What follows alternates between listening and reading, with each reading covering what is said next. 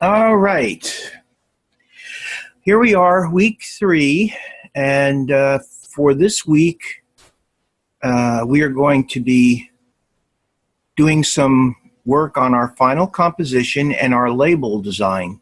What I'm going to be doing is I'm going to be going over the final composition, talking a little bit about the final composition and what it should be made of, and I will be working on my label. I will actually be working on my my label art. What I wanted to talk about, one of the things that I wanted to talk about was the color. Since we're working on a project, which is a print project, the important thing that we need to know about here is color, because there are 3 different types of color. There's process color, CMYK, 4-color process. There are Pantone colors, which we are not going to be using for this project. And there's RGB color, which is color that is used for the internet, for the web, and for media that has to do with providing the image or feeding the image from a device such as a monitor or some such thing as that. So we need to have a little bit of an understanding about the correct way to set this up, because really that's what this is all about. We're creating a package, and the package is going to go to a printer who's going to produce this, and everything needs to be right. So we should really talk about doing that, getting everything right. And we should even talk about the fact that if you're going to be using photographs on your package, which I did, by the way, that image should be in CMYK as well, because everything needs to be in CMYK if it's going to print, and it will more than likely be printed on a 4-color process press. So these are some of the things that we'll talk about. Briefly, before we go further into this, let me create a new page here quickly, and let me come over and let me get my, hold on, open this up, and let me go into here, and let me go into my discussions real quickly, and let me talk a little bit about the discussions, week 3 discussion. Okay, now the reason that I'm going into week 3 discussion is because we are talking about avoiding design disasters. And what I was just talking about, the use of CMYK color and making sure that your photos are in CMYK and not RGB, in my mind at least, and I'm pretty sure that anybody else who is a graphic designer would concur with this, falls within the category of avoiding design disasters. I mean, a design disaster is when you submit artwork photos to a printer and the printers and the color photos are in the wrong color mode. That's a small disaster. If you're using spot color in a 4-color process job and you hand it off to the printer, that's a potential disaster. Why is it a disaster? Because if you know anything about color, you'll know that CMYK stands for cyan, magenta, yellow, and black. And every color that you work with that is CMYK or process gets divided up into 4 separate plates: cyan plate, magenta plate, yellow plate, and a black plate. And each one of those plates have whatever component part of those colors are within the color that you're working with. Now, if you're working with Pantone color, Pantone is a ready-made color. It's a solid color, and there are dozens and dozens, there are thousands of Pantone colors, literally. And Pantone colors do not get broken up into CMYK component parts. Pantone colors print on their own separate plates. So where's the disaster? The disaster is if you prepare a piece of art and you have a particular color and you accidentally submit that to the printer with that color, one color in Pantone, that printer is going to add a plate, a make-ready, and a plate to that project. And he's going to charge you for it. And if you're not expecting to get that charge, you could find yourself in deep trouble with it. Now, there are times when companies do do this. I could give you a good example. Coca-Cola has a very specific color red. Now, I'm sure they've got it formulated where they have that red available in CMYK, and it matches perfectly the red that they use in their spot color. But if Pantone, if Coca-Cola wanted a color, a very specific color red, and they weren't able to make that color in CMYK, they would, in fact, print a fifth color. They would go to the expense of doing that fifth color. The reason they're doing it is because they want that exact color red. So there are reasons that you would do this, but the most important thing for us to understand here is, generally speaking, CMYK and Pantone do not mix. They normally do not mix. They're totally different printing environments. And again, we're talking about avoiding disasters. That is definitely what could be or should be considered a potential disaster. So one of the things that I will do tonight, I will talk about that, and I will show you that when I go in and I'll play around with my logo. I'm going to actually go in and I'm going to play around with coloring my logo, and I'll show you how to pick some color, and I'll explain that process. I really have no way of knowing whether you know any of this or not, because we've never had a conversation yet, and that's another thing I'd like to address. Well, I'll address when we get to it. All right, I'll address that when we get to it. Okay, so what I want to talk about first here is the learning objectives. So what we're going to do here in our discussion is we're going to discuss 3 ways of using the 5 basic design elements. Now, you might be familiar with the principles of design, you know, the CRAP principles: contrast, repetition, alignment, and proximity. That is slightly different than the basic design elements. So you have the principles of design, which are very generic. Then you have very generic things called the basic design elements. What are they? Well, they're shapes. That means that any kind of shape, and as a matter of fact, there's a pretty good example right below here. Let me scroll up a little bit.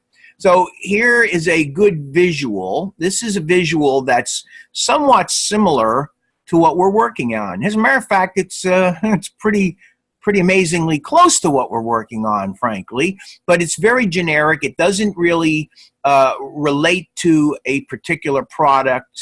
It's just to show you these elements being employed, okay? And so basically what you got shapes. Okay, so we have shapes. Look, right across the center here, you got some shapes. There's a rectangle, or a square actually, and it has a inset line, okay? So it's shape line. There's an inset line on that shape being employed. Here's another one. This is a circle. It's also being, a line is also being utilized there. Same with this. You've got several squares here with line. You've got a piece of line art that's being employed here, okay, which all fall into the category of the basic design elements. And then, of course, you got this hexagonal deal here, which has a shape and it has a line being employed as well. Each one of these panels has a series of different colors. Now, they all fall within a classification of colors. They're all within a brown range of colors, but there's a multitude of different colors being employed here. So far we've looked at shape, line, and color right within the confines of this particular demonstration piece that they have right there. This gives you a very good idea of the kind of things that we're going to try to employ when we create our package. Now, obviously, we did the package build, which is right here. That's the first thing that we're going to look at when we get into my discussion, when we get into Adobe Illustrator and we take a look at what's going on in there. So I'll hold off on that. Now, as far as color is concerned, value is concerned, when we talk about value, there's a number of different ways that you can consider value. The size and importance of an object is a sense of value. Take a look at how big and bold and black the elements of design is. That is showing a particular type of value. Okay, it is showing you something that jumps off the page at you. It's important in the context of that page. So what they're doing with it is they're making it big and bold, increasing the overall value of that element so that it stands out in your eyes. Now, obviously, this is a very generic shape, that rectangle with that little, oh, I don't know, I guess it's a cross kind of a shape in the center of it. But what they're going for here is that is a symbolic representation of a logo. So again, the logo in this particular case, generic though it may be, has a particular value. And what they're demonstrating here is the increased value of that particular item, the presence of it. Value equals presence. That's one way of looking at it. So you have two things going on that panel there that demonstrate value. Okay. Now, there's also the background colors. They have a value as well. And they're showing you through the use, and this is, not to represent a real good way of designing something, because normally you don't do this. You don't, have 4 different patterns going on here. But since this is a demonstration piece, the purpose of it is to just give you some ideas. And what they're showing here is the differences in value. Take a look at the difference of value between that very light tan panel. Look at that light tan panel. There's a certain value there. There's a certain depth to that. It's sort of reserved. It's not jumping out at you. It's there and you can see it, but it doesn't shout, it whispers. On the other hand, you have this panel over here, which is dark with the light, and that is shouting. I mean, if you take a look at that and you compare it to that white area there, that white mortised area there with that little line, that really shouts. And that shows you on this particular panel a greater value, a greater presence, okay? And then, of course, over here, it's the same thing. You've got values that are being established. And even though this has got a sort of strong value to it, that dark circle has a greater value. So what they're showing you here in this demonstration are shapes, line, color, value, and how they can be employed and controlled to make something visually occur. Now, the last thing that they have here that they're showing all over the place is the concept of texture, another one of the basic elements. Each one of these panels has a different texture, okay? So again, these are all tools that you use to emphasize focus and flow on all sides of a package, all right? So I hope that helps.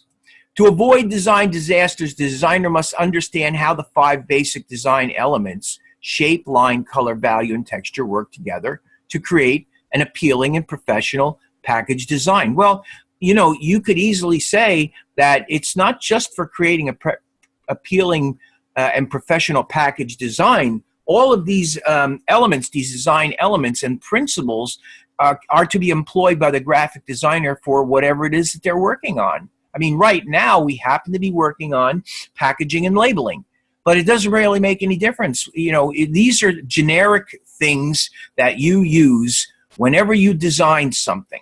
So I really want to emphasize that, because I don't want you to think that this is just limited to the idea of creating a piece of packaging. Shapes are often used to emphasize a section of the design and can direct your eye movement through scale and proportion, which are another couple of elements of design, or not elements of design, but principles of design. Scale and proportion fall more into the principles of design than elements of design, okay? Because they're more of a concept than they are of a thing. There is no such thing as a real, like a shape, a line, a color, a value, and, well, value maybe is a little bit more cerebral. Texture is certainly a thing, but scale and proportion fall more into the category of principles of design as opposed to elements of design. When you are in a supermarket, for instance, again, we're back talking about packages now. When you're in a supermarket, what shapes on your package are you drawn to, and what emotions do they evoke? Well, I got to tell you, one of the most important thing about packaging is the idea that they are going to go into a store, and unfortunately, or fortunately, depending upon how you look at it, they're going to be placed in conjunction with a whole lot of other product. I mean, it's not like your product is going to be the only product in that shelf. Your product is going to be in that shelf with competing products.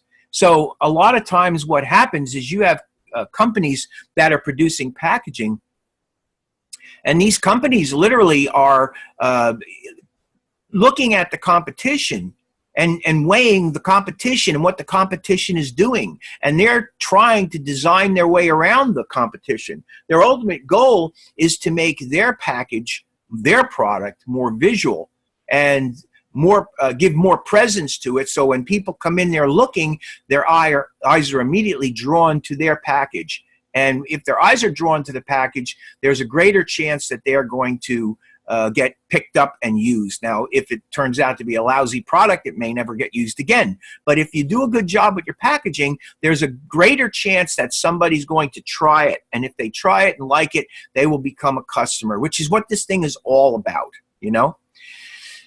Yeah, so what emotions do they evoke? This is a very important thing. You know, you use emotions when you create things. When you're working on something, what is the story you're trying to tell? What is the emotion you're trying to play on? It all depends on the product and what the product is and what the product, who is for, okay? Lines can be used to stylize your design and create movement. For example, zigzag lines can be used to indicate tension and excitement. Wavy lines create movement. Straight lines create order. Color can stand alone as a background.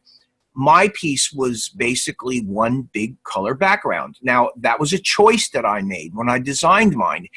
I'm not saying you have to do that. I'm just saying that's what I chose to do.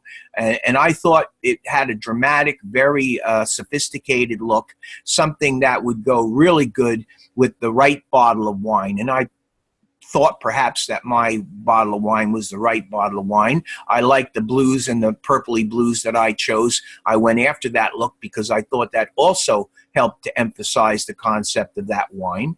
And then, of course, I worked with images that supported all that.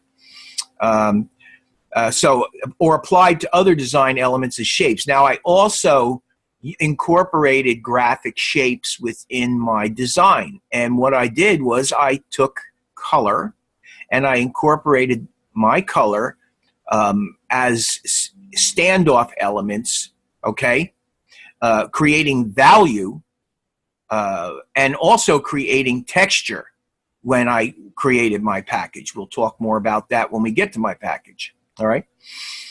Colors can also be used in packaging to differentiate flavors of a product.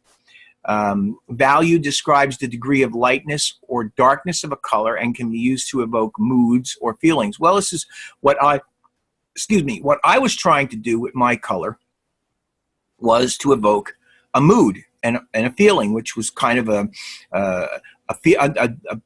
feeling of exclusivity, a feeling of formalness, you know. So, I mean, this is the kind of thing that you do when you work with these elements. For example, very dark values tend to indicate mystery or drama, while light values can symbolize fun, warmth, and happiness.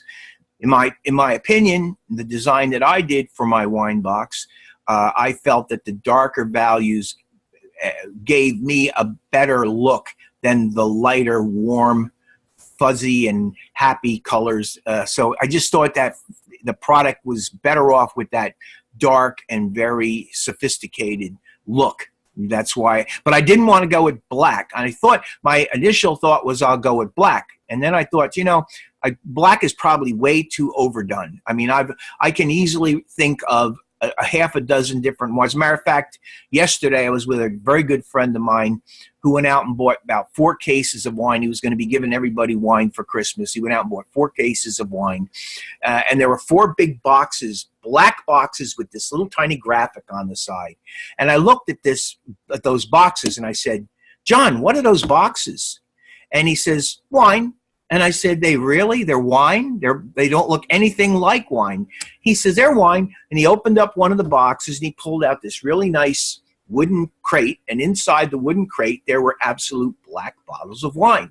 So, you know, this particular company went with a completely black, I mean, the entire bottle, including the cap, was just black. It was sort of like just a silhouette. It was very, very sophisticated looking and very nice. You know, but again, that was a choice that they made, and they did have some colors incorporated into. Don't get me wrong; it wasn't the whole bottle was black and there was nothing on it. They had some graphics on it, but the overall feeling of it was very sophisticated, very dark, very formal. And that was the look they were going for. So, you know, the design comes from you. It comes from you. You have to be creative. You have to think, what is it I want to do? What am I going for? What is the look I want?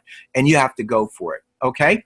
In order for the package to communicate its message in a clear and concise manner, many factors need to be considered using the 5 elements of design. So really what this is all about is it's giving you the opportunity to stretch your thinking and utilize these techniques and utilize these elements to create something which is unique and unusual for the product that you chose. Okay? So as for the prompt, in order for packaging design to communicate its message in a clear and concise manner, many factors must be considered, including the elements of design. Also, you should aim to include at least one, if not more, of these elements when creating your package design. I have to be totally honest with you. I find it almost impossible to conceive of any graphic designer designing anything without using at least 1 or 2 of these principles. They are so universal, these principles, that, and I mean, even if you're not intending to utilize them, you're still utilizing them because they're so universal. So, I mean, you just understand when they say something like this, it's almost like, well, but the truth is you're going to be using these all the time. This is part of what you need to know and what you need to be considering when you work. A lot of people get to the point as a designer, I myself, because I've been doing design work since 1971, a lot of the stuff I don't formally even think about. I just literally go in and I start looking at the shape of the space that I have to work with. I start considering the elements that I have to work with, and I start thinking of hierarchy and structure and what would be the most important elements and what would be the second most important elements, where would be the best place to put them, what colors would give me the kind of overall look that I'm going for, and I begin to make my choices all in my head. But I've been doing this for a very long time, and that's what happens after you do this for a very long time. You get to the point where you can begin to make these decisions. It doesn't mean that every time I make these decisions, I'm right. And in a minute, when we get into the discussion about our assignment for the week, you're going to see where critiquing comes into play. And I'll get into that in a moment. So for this discussion, what you're going to do is you're going to explain how you can apply these 5 basic design elements: shape, line, color, value, and texture, to emphasize focus and flow on all sides of the package design. Okay, so I'm not going to get into explaining all this. You can read that. Your initial and reply posts should work together to develop a group understanding of this topic. So what I challenge you to do, or what I ask you to do, is make your initial post on time this week. Last week you were late. Make your initial post on time. Also, please give me a reply to my post. I've got a post down here. I put this post in for you. Okay, you're the only student in here, and I put this in here for you so that you could read mine. See, there's a bunch of stuff I wrote in here, and at the very end, you know, what I'd like you to do is I'd like you to reply to my post, even if it's only a paragraph. Give me a reply to the post, because really, when you're doing this, what's important is that you understand it's a discussion, and a discussion requires you to not only put in an initial topic post, but also to reply to students. There are no other students in this class. It's just you, Emily, but I'm the other student, so you can reply to me. I mean, I had to knock points off last week because you didn't reply to my post. If you would reply to my post, I could give you a few more points, and I don't want to have to knock off points for you because you need all the points you can get. All right? So essentially, that's it. So per the due dates and participation requirements for the course, you must submit 1 main post of 150 words, 1 APA citation and referencing, as well as 2 follow-up posts. Look, I'm more than happy to let you just do 1 with me. You can do 1 with me. Okay, you didn't do any last week, and you did do your main post, and there wasn't really anything that I could say was terribly wrong with that post, but it was late. So what happened is you lost points because it was late, and you lost points because you didn't put in any reply posts. And I'm not making this up, or I'm not trying to be mean. It just says right here, reply requirements. As per dates and participation requirements for this course, you must submit one main post of 150 words, one APA citation and reference, as well as 2 follow-up posts of 50+ words. All I'm asking you to do is to make me one. If you make me one, I'll be happy with that. You don't even have to go to the 2. Just make me one. Last week you did not.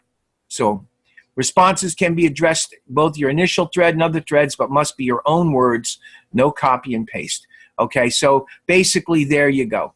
I'm going to go into the assignment now, and I want to talk about the assignment a little bit. So basically, the final composition and label design. What we've done so far to this point, and you haven't done this, by the way, your week 2 assignment was incorrect. What you did was you just basically took the sketch that was given to us, the original sketch that was given to us, and you put a couple of elements onto the actual sample box that we were given. That's not what the assignment asked for. If you take a look at my week 2 recorded sessions, I went step by step through how to create the box. Now, I need you to do this. I need you to create that box, and I need you to create the rough assignment. The only way that I'm going to be able to grade you, the only way I'm going to be able to move from week to week is by you submitting this work. And as it stands right now, you have not submitted week 2 work, so I'm absolutely stuck. There's nothing I can do at this point until you submit that. And I'm not even able to, as I read through this in a minute, you're going to see what I'm talking about. I'm going to close this off because it's beginning to bother me. There we go. Okay. So, learning objectives covered. Create a visual hierarchy that leads the end users in a logical order to all sides of the packaging. I am going to be talking about this shortly. This is a very important point. A visual hierarchy that leads the end user in a logical order to all sides of the packaging. Your package should be easily identifiable from all sides. So if I create a package and I sell that package to you, in our case it's a wine package. If I'm the manufacturer and I sell cases of this wine to you, and you're going to put my packaged wine bottles on your shelf, the package should be clear enough that the person doesn't have to ask the question, well, what's the front side? They should be able to immediately recognize the front side. Now, if they can recognize the front side, they also should be able to recognize the back side.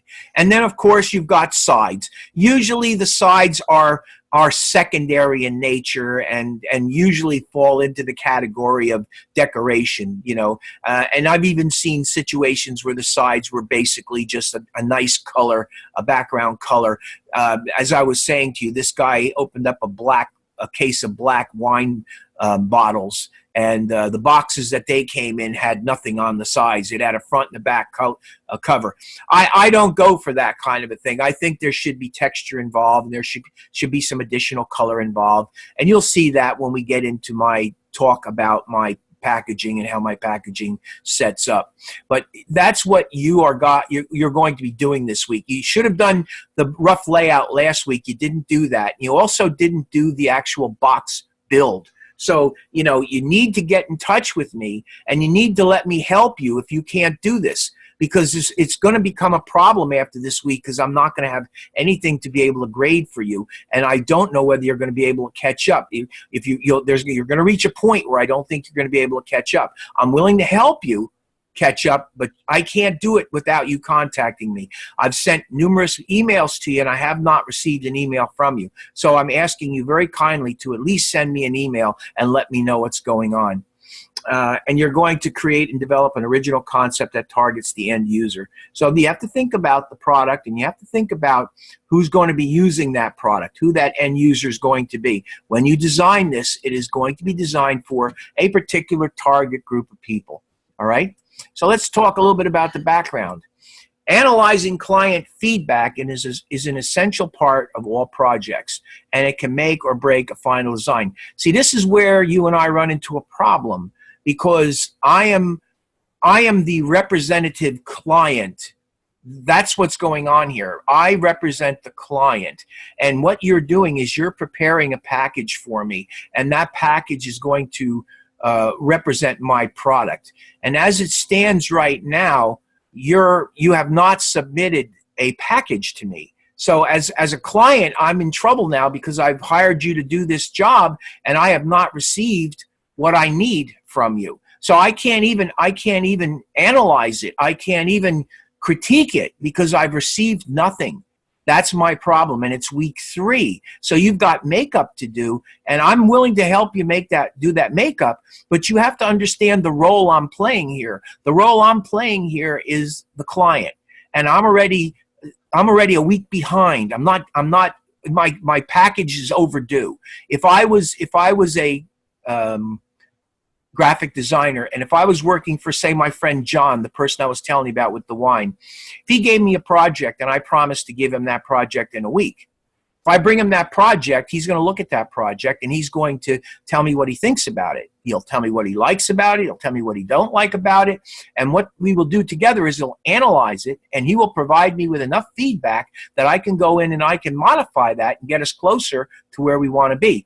However, if I promise John that I'm going to give that project to him at the end of the week, and then the end of the week comes and I don't submit that project to him, then he's going to want to know why I did that. And if I keep doing that to him, what is he going to do? He's going to eventually fire me. He's going to eventually go and find somebody who's going to do the job, because I'm not doing the job. That's the whole thing. So, and a very important part of this whole thing is that you go through this process and you do it within the time frame, so that I can do my part, which is to judge your work and give you the feedback that's essential to make this project the best it can possibly be. The ultimate goal is to get you a project that you can use in a portfolio. As it is right now, I have nothing. I've received nothing that I can judge. So I'm sort of just like floating here, and I feel very uncomfortable about it.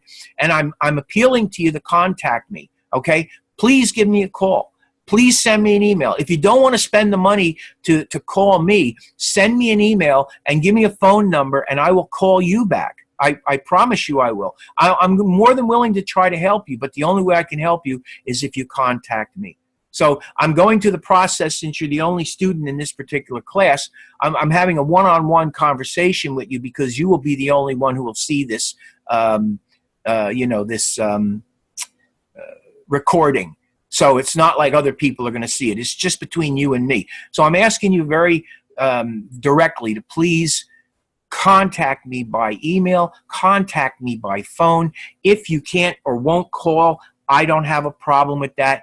Give me a phone number. Give me a time when you'd like me to call. I will call you. I promise you. I have no problem with it. So please help me out here, because again, as I say, I can only do so much, and I need you to do something as well. And as it stands right now, you haven't done really anything, and I'm worried about you. I'm running into a position where I'm reaching a point where I will no longer be able to help you, and I'm desperately trying to help you. Okay?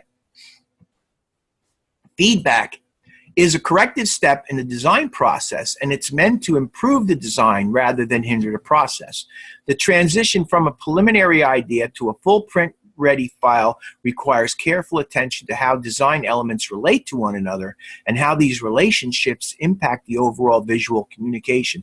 That's from the designer side, okay? But from the project manager side, or from the client side, or from the stakeholder side, that's all important. But what's also important is the information that they're imparting to you as the designer. So when you talk about all this, you know, you're really talking about how you, the designer, are taking the elements, how you are using the elements to put together these relationships, the visual communication based on the elements and the level of importance and where they need to be in the context of the package itself. Because packages usually comprise many elements, achieving a visual balance between all of the various elements is one of the primary goals of package design, which is very true. But you also have to keep in mind the hierarchy, the importance of the elements. What are the most important elements? The most important and visual elements in a package design usually appear on the front panel. Secondarily, what you get on the back panel are things like warnings, information, addressing kind of information, barcoding information. Maybe there's a piece of romance copy that talks about the product or the manufacturer. There might be some secondary pictures. There might be some text that basically describes the product being employed. Okay, so that's basically all. That all comes down to the primary goal of the visual hierarchy and establishing it. Visual hierarchy is one of the tools used to establish order and balance. For example, a great label design is similar to a great book cover, informational, attractive, and inviting. Plus, it makes your target audience say yes to your product. Well, first of all, it does make them say yes to the product, but it also draws them to the product. If your packaging isn't attractive, if it isn't inviting, if it isn't eye-catching, they're not even going to notice it. Or they'll notice it and they'll just pass right by it and go to the next person's product who is more dynamic than yours. So that's a very important thing as well.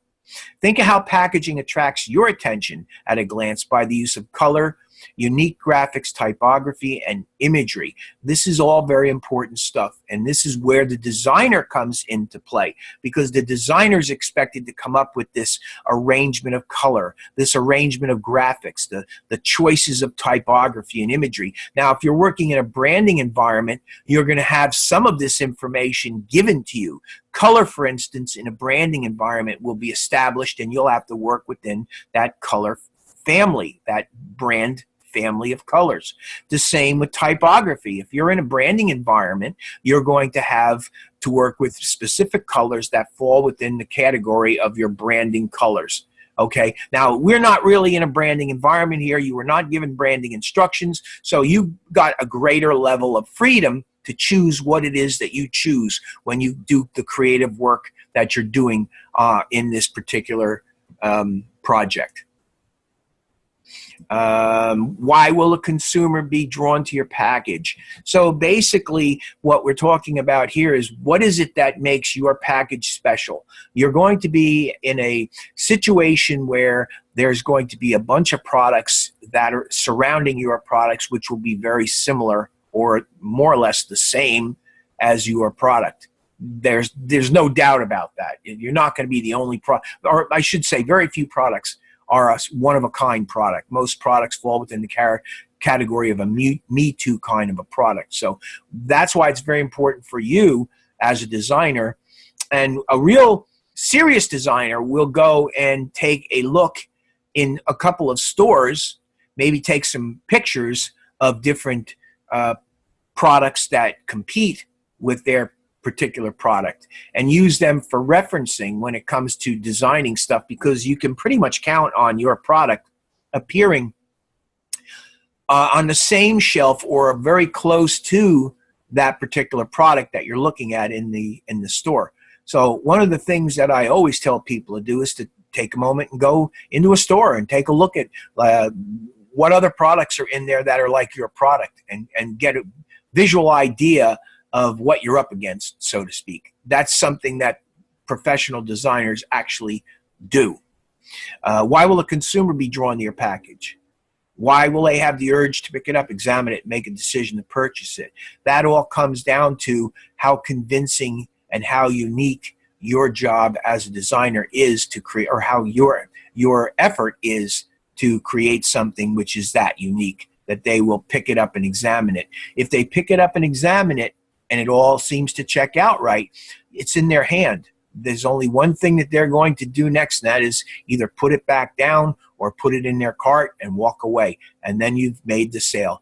But if they never pick it up, if the package isn't good enough for them to even pick it up and examine it, there's no chance for them to make that purchase. If they've picked the thing up, then they have at least got enough interest for them to touch it. And if they touch it, then it's just that final last moment, am I taking this or am I putting it back? And you know, it all depends on what they read when they pick it up to examine it. If it's all there, if it looks good, if they like the overall quality of what they're seeing, what they're reading, they will probably purchase it, and you've done your job. With the client's approval, and this goes back to what we were talking about before, as it stands right now, I have nothing that I can approve. I've nothing. I've received nothing that I can approve. There's no layout of the box was done. No rough graphics were done.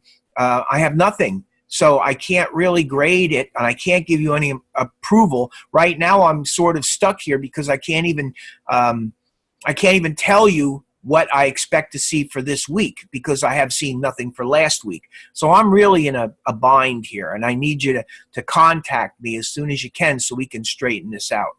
It's time to finalize your design. So this week would be your finalizing of your design. Now, last week when I did my design pretty tight, and I don't have an awful lot to finalize here because I, again, did mine extremely tight last week. So what I'm going to do is I'm going to go in and I'm going to discuss my design and talk about the elements and how my elements work into the overall scheme of what we've been talking about here and in the discussion.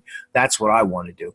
Finalize your design, making sure all the design elements, the color panel, or color palette, and typography have been resolved so to thoroughly represent your solution to the design problem before it is approved for printing. So this step here is supposed to be giving you the opportunity to go in and make sure that you have buttoned up everything. Everything is basically correctly done. That also includes things such as making sure that your pictures are in the proper color mode. Also, you have the proper color going on here. Is your color process color?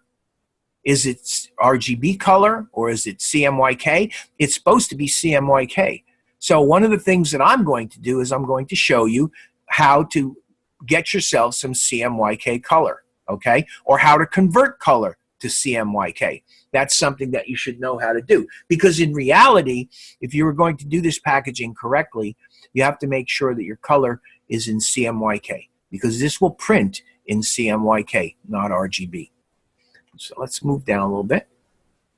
For this assignment, you will finalize a detailed composition of your package design. So this is the issue I have. You haven't supplied me with a package design. You haven't given me the package layout. You need to build the package like I did in week 2. You need to build that package, and you need to come up with a rough package design for last week. Once you do that and you submit it to me, I can grade it and I can critique it. Then you can take that critique and you can modify your design based on that critique for this week's assignment. But you really can't do this week's assignment until I critique it. And I can't critique it until I have something submitted by you. And as it stands right now, I don't have anything that I can critique submitted by you. So what I'm hoping to be able to get you to do is to contact me and work out an arrangement so you and I could maybe work together on this a little bit and get you caught up. I still have time to help you do that, but it's totally up to you. If you don't reach out to me, there is nothing more that I can do. So I'm asking you very strongly, please give me a call or send me an email with a number and a time where I can call you, and I'll be very happy to do that, and we'll see what we can work out. I also am available not tomorrow night, but Wednesday night in Blackboard, and Friday Blackboard, and Saturday night in Blackboard. So any of those 3 days I am in Blackboard, and you can come in any of those 3 days and I can work with you. If those days, the times that I'm there, Wednesday night, it's from 7 o'clock until 11, so that's later in the evening. And on Saturday night, it's from 7 o'clock until midnight. So that also is later in the evening. That should be a time, those 2 dates you should be able to handle. If Friday you can't make it because it's like Fridays, it's from 9 o'clock until 9 to 12, I believe it is. No, 9 to 1. Sorry, 9 to 1. Yeah. No. Yeah, 9 to 1. So if you can't make those hours, you can perhaps do something on Wednesday or Saturday night.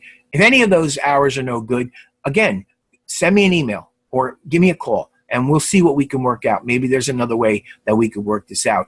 I mean, if you wanted to come in tomorrow night, we could spend tomorrow night working on your project. We'd have 2 hours right there.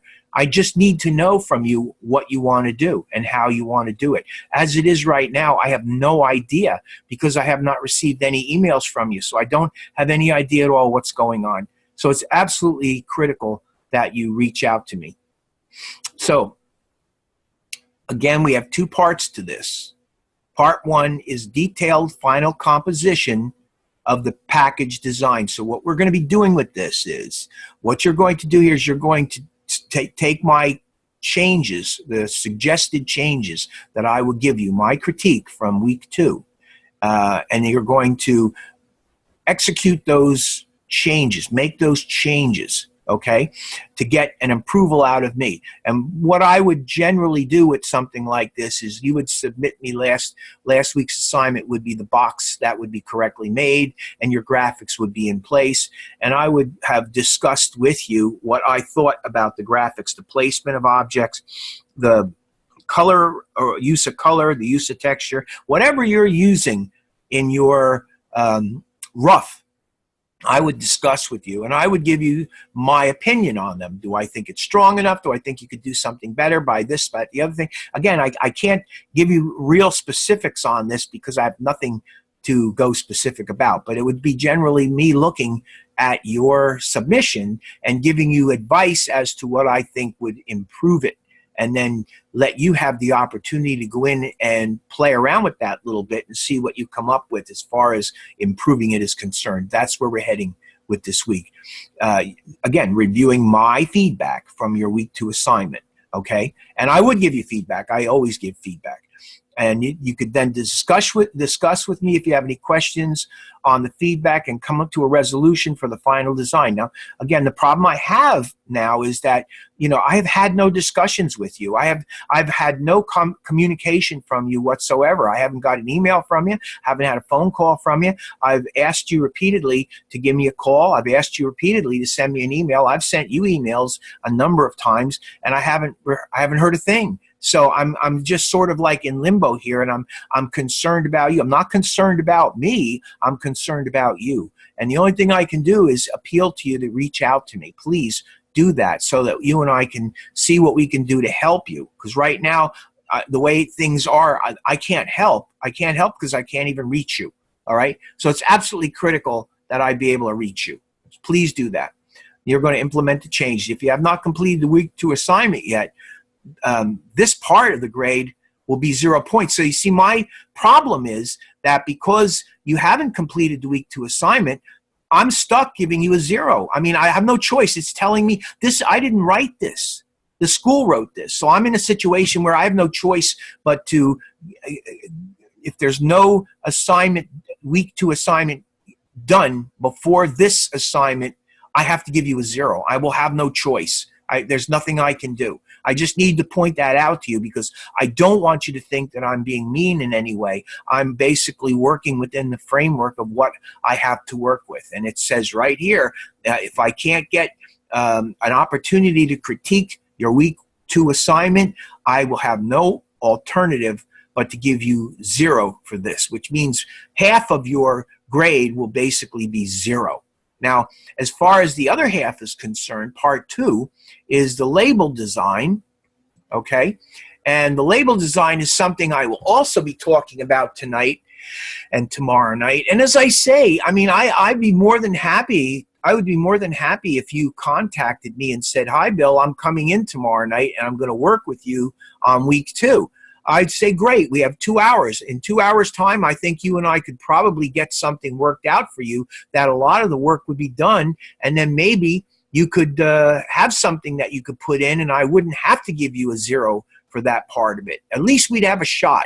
And if that doesn't happen, then you're again on your own, and we're going to have to try to make other times. And I have limited time too. I can't just devote 24 hours, 7 days a week. I have to, schedule something with you. And as it is right now, I can't schedule anything because I haven't been able to speak to you. Okay. So what we're going to also do this week is we're going to put together a custom label using Adobe Illustrator. We're using Adobe Illustrator for all of this, really.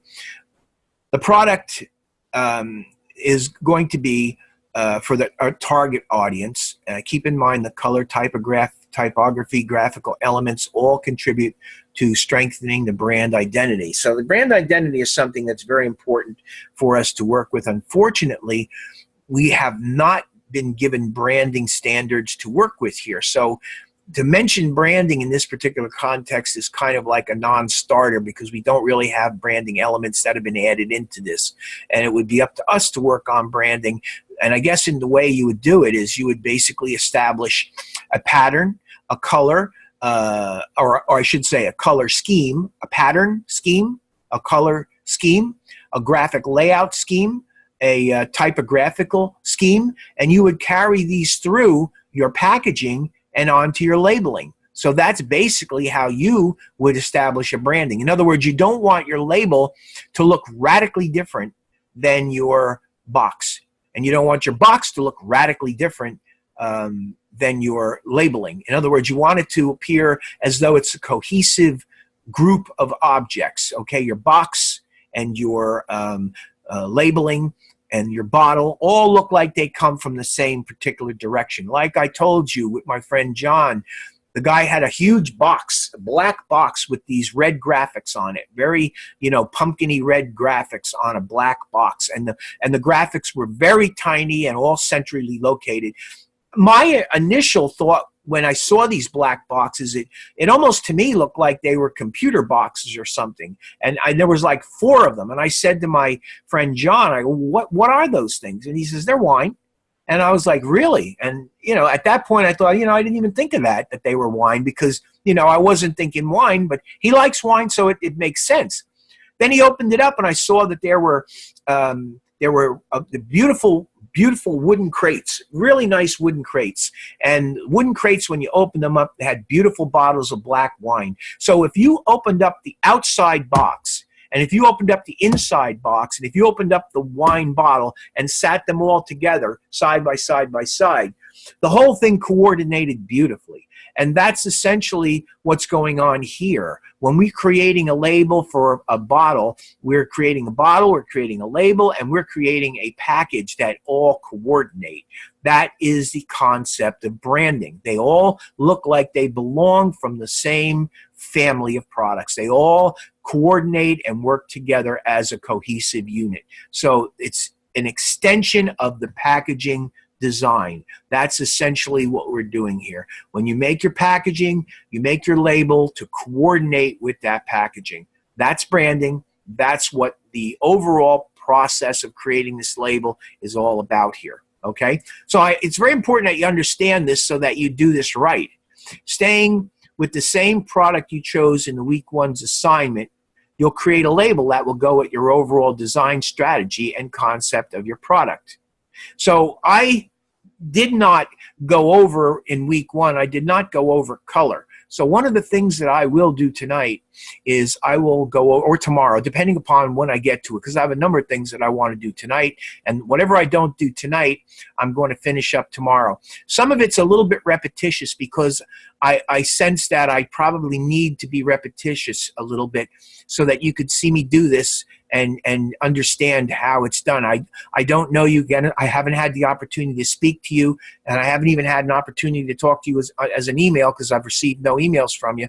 So I can't really tell where you are with Illustrator and where you are with your abilities. I would love to know. The only way I'm going to know is if you reach out to me. So please do.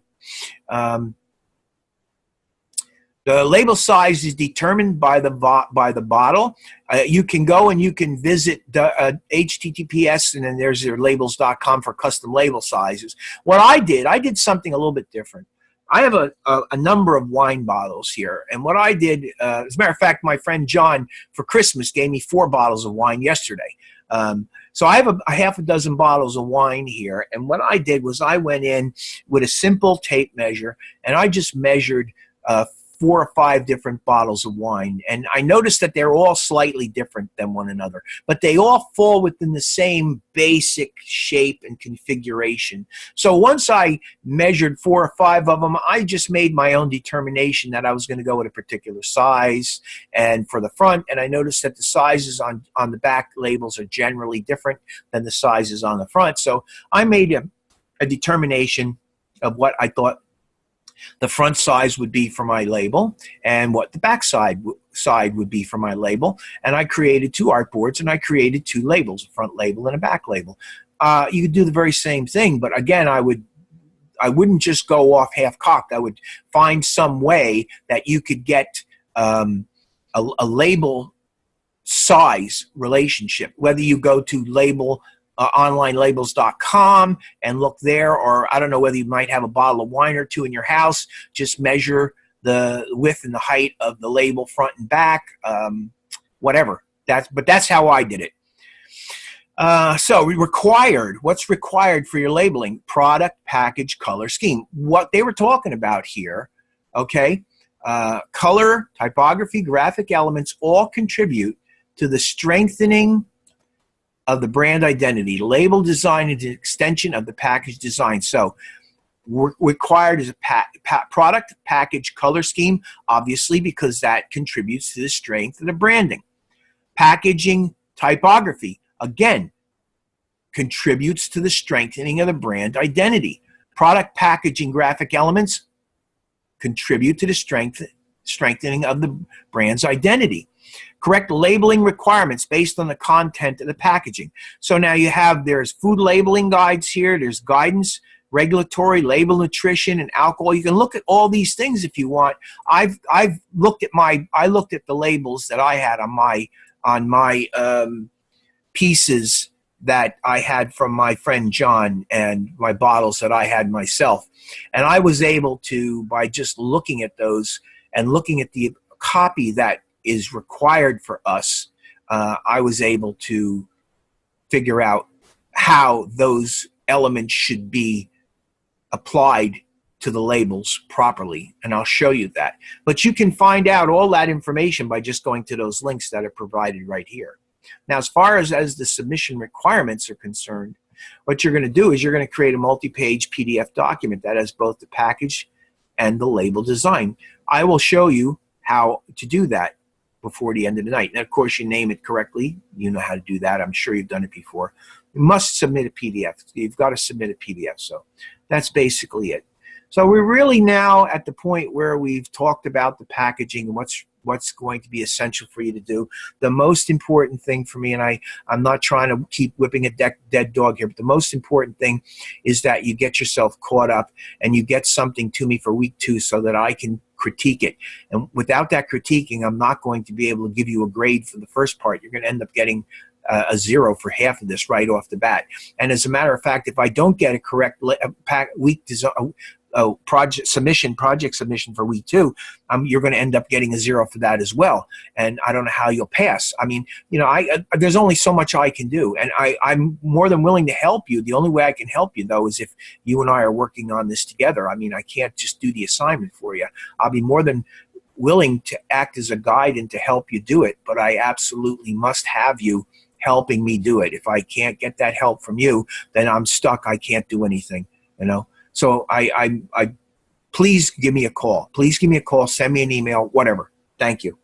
All right. So let's go into Photoshop or Illustrator, and I got a number of things that I want to go over here right now. But let's start off by talking a little bit about our package. So week 2, the first part of week 2 was, and let me open my layers panel here. The first part of week 2 was where I went in and I showed you how to produce this box. And what this box really is just a series of shapes, basic shapes that are created and grouped, I shouldn't say grouped together, but they are, I either use this tool right here, which is the shape builder, or I went to the, let me see if it's out here, Pathfinder. Is it out here? I don't see Pathfinder. That's not, that's Artboard. Window, Pathfinder, where are you at? Pathfinder. There we go, Pathfinder. I'm put it over here. So I used my Pathfinder tool to combine these individual shapes. You may remember that I had one big shape that I created all 4 of those panels with, one big shape, and it was 4 times the width of one panel, which is 4 inches wide.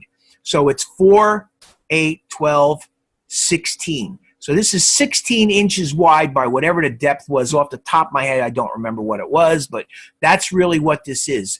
And what I did was I then came in and using my layout, I took the measurements and I created that tab panel. This is the top panel, and that's the top fold panel. And then those are the 2 side fold panels. And that's how I created that top area. Each one of these is separate little objects. I'm only explaining this momentarily and quickly so that we just get a little instantaneous review. I'm not going to go over and do this whole thing because believe me, if you look at my week 2 recordings, you're going to see where I actually did all of this step by step. I've shown you exactly how to do it step by step. The bottom here is a little more complicated because the shapes get a little bit more complicated, but by utilizing some very simple things like basic shapes and the pen tool right here, this was all done down at the bottom here. This was all done by just adding a few anchor points, okay, and deleting a few anchor points, and then using the direct selection tool to click on the individual anchor points and move them into position. I mean, it really wasn't that difficult. If you watched my video, you should be able to do it. It's not hard. And then after I get all of those shapes built, what I did was I selected all of those shapes. I went into Pathfinder, my shape mode, and I combined them into one solid shape. The reason that I did that is because this is the die line. The black one here, let me go back, let me go up here. Let me hide the bleed, and let me hide the folds. So right there is your die line. The die line must be one continuous shape. It needs to be one continuous shape. This is one continuous shape. Let me open up, where's my my die right there. Oh, wrong button, hold on. There, okay. Watch when I click this. Okay, can you see it's one shape? The whole thing lights up. It's one shape. And I did that by creating a series of individual shapes, okay, and selecting all of them together and using my shape mode, my unite, to turn it into one piece. So once I have created my die, I was then able to copy it and paste it in front of itself and go up. Let me bring my, oops, wrong one. Nope, wrong one. Hold on. Go to my bleed. Here we go. Okay. After I selected my die line and copied it and pasted it in position and changed the color of it to red, I went to the object menu, I went to path, and I went to offset path. Okay? And I offset the path by 0.125, which is 1/8 of an inch. And in doing that, I ended up with my bleed line. So again, very easy to do, and I'm just now explaining this to you. If you go in and watch my week 2 recordings, you can see how I do this step by step. You can see exactly how this gets done. There's nothing in there that's missing. I did the entire thing for you so that you could literally watch it step by step and stop and follow along and do this. I tried to make it as simple as I possibly could. All you would need to do is, if you had a problem or got confused with something, you could send me an email or you could give me a phone call and I could get on the phone and I could explain it to you, or I could send you an email explaining how to make the modification, fix whatever. It's very simple. But again, you know, you have to do this, and you didn't do this for week 2. This is the problem. What you submitted in week 2 was not this. So I never got this from you, okay? Now, the other thing that I did was I created the fold lines. And the fold lines are nothing but a series of dotted lines. They're very simple. I just created lines that connect the areas where the folds are going to be. And I selected each one of these lines. Let me see, is that locked? Yes, it is. All right, I'm going to click on that line right there. and I went into the stroke panel, window, stroke, real simple right there. And the stroke, what I did was I gave it a, come on, there we go. There we go. Okay, I gave it a dashed line, and the dashed line is 4-point and 4-point. That's all there is to it. I just clicked on dashed line, put 4-point and 4-point in, and then when I deselect it, I get those dashed lines. And the dashed lines, it's in a light blue. The reason that it's in a light blue is because they're folds, and they could have been in gray as well. If I wanted to, I could go to my layers panel, I could lock my bleed, I could lock my dye, I could select this whole thing here, all of my little fold lines, and if I don't want this to be in light blue, I could come over here and I could make it a gray, like that, and that would also be acceptable. The reason that I went with the light blue, though, is because I thought it looked better against the dark blue of my background. So I'm going to go edit undo, and I'm going to change it back to that light blue because I think it shows better. Okay, so this was what was part A of last week. Absolutely, you must do this. Then what I did next was I went in and I created a background. Okay, so there's the background for my box. What I decided that I was going to do is I was going to go with this really beautiful dark blue color. I really liked this dark blue color. I thought it was a very nice blue, something that really was a little bit different. It was dark. It was sophisticated, a little bit different than black. The easy thing to do with this was to just create the shape. I just created a shape that covered all of this to this point here, to that point there, and to that point right there. And I copied my die line, placed it in front of that shape, and I made a clipping mask, object, clipping mask, make. Okay? That's how I did that. And again, I'm not going to redo it. I'm just explaining very quickly what I did. You can find this in last week's demonstrations. It's very simple to do, and I do it step by step, so that you could literally watch step by step and do it and have no trouble doing it. The important things to keep in mind here is this is a fold in tab. Now you could make that color go all the way to the bleed line if you want. I chose not to. All right. Now another thing too is when you send me a sample of this, you don't need to show the bleed. Okay, because that's what the die line of the box is supposed to look like. I want to see the folds, but I don't necessarily need to see the bleed. But the bleed should be there because you have to understand the bleed becomes part of it. What you're submitting here is a mock-up. This is generally known as a mock-up. When you look at it this way, it's a mock-up. If this were an actual piece of art, the art would not stop at the die line. The artwork would stop at the bleed line. Okay? It would necessarily go to that bleed line because then it would be for final production. But for a mock-up, you hide the bleed line and you stop the artwork at the die line. Okay? And I left the die line in black. Black is my die line. My red color is for my bleed, and my fold, as I explained, are in the light blue. So that's what I did. Now, here's the thing that you have to understand. I don't really need color on that tab. The color can end just on the other side of the fold. The reason you want to send it to the other side of the fold is so if the box shifts ever so slightly in production, the color will still be there and it won't show white. If I stopped right on that line and they misfolded the box slightly, I could get a very unsightly looking white line that runs across there. Now here's another very important thing. Down here, this is what's known as your glue tab. This gets glue applied to it. This gets sort of a glue applied to this.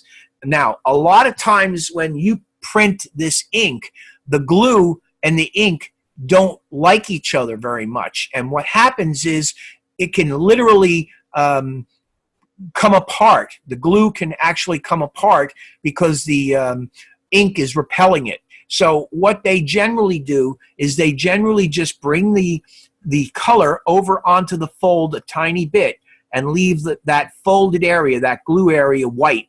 And then they apply the glue, and because it's going right on the paper, it'll grip and it'll hold, and the box won't come open. So it's very important that you remember this step. This is something that you definitely want to remember to do. Now, across the bottom here, these are fold-in tabs. I don't really think that you need them to be more than just over. This is where the bottom is represented. You can see I've run over a little bit. You don't have to have color all the way down them either. If you did it, it would not be a problem, but you don't need it. You just need it to go, look, I'm going to go to the view menu, and actually the rulers are out. I'm going to drag a guide. This is where the bottom, there's where the bottom is. Let's see, it's right here, I think. Right there. So actually, I could have gone a little bit further down with this. I could have actually, let's go view guides. Oh, wrong one. View guides, show guides. There we go. Okay, yeah, I probably could have gone a little bit further down with this. Okay, I should have probably come down to about here on it.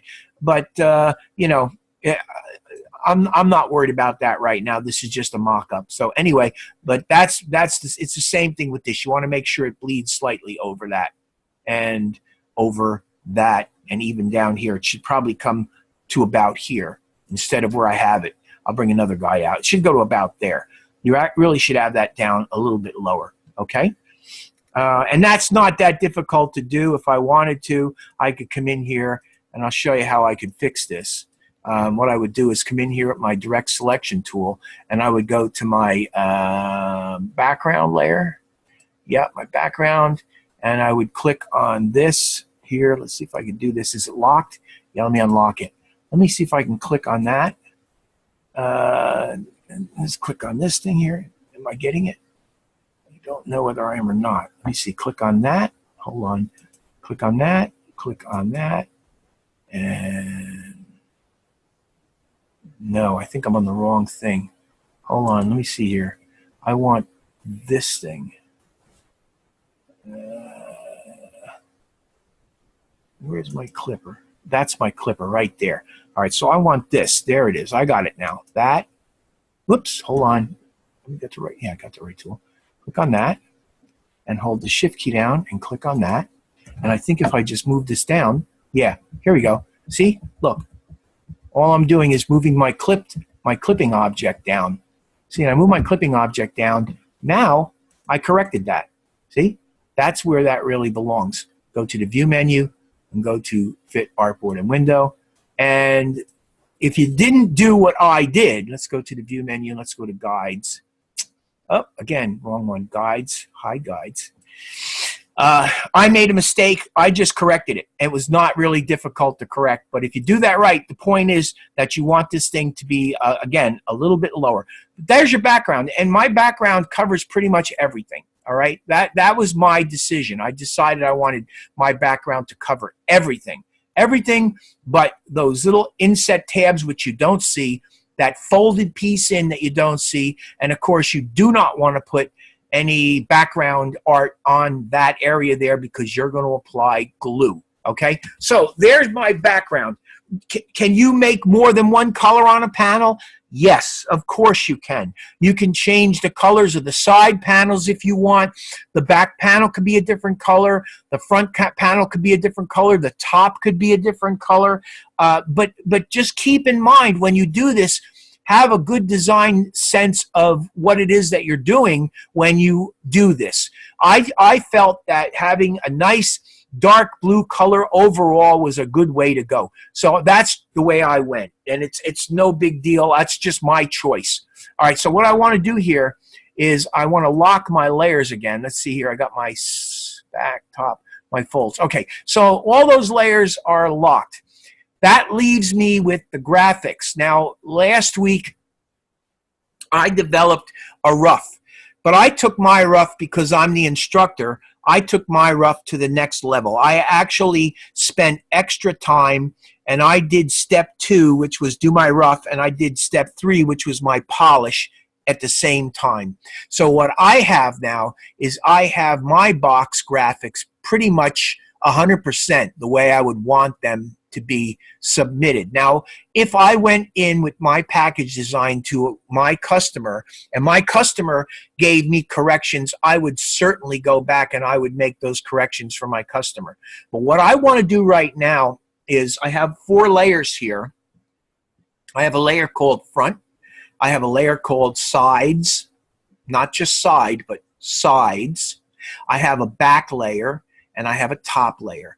And what I want to do is I want to go step by step, and I want to bring these layers out, and I want to explain what's on them, why it's on them, and why the layer sits where it is. And I'm hoping that after I do this, you will have a pretty good idea of why I chose to place the layers or the actual panels where I did, and why I placed the elements on those particular panels. So that's my goal. So let's start off by taking a look at the front panel.